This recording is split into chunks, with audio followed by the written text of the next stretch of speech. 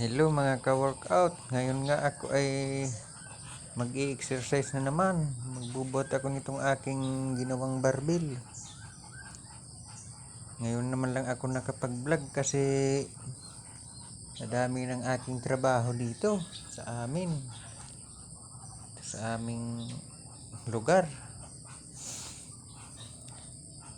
Kaya yan. Minsan lang talaga ako makapag-workout. Tulad ngayong araw. Ayan. Pagkatapos ko magbuhat ng barbell, ako naman ay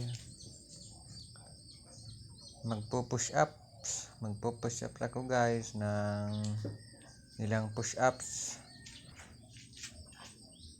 bilang pagsalubong na rin sa bagong taon para malusog at malakas tayo. Sana ay nasiyahan kayo sa panunood. Hanggang dito na lang guys ang vlog ko sa araw na ito.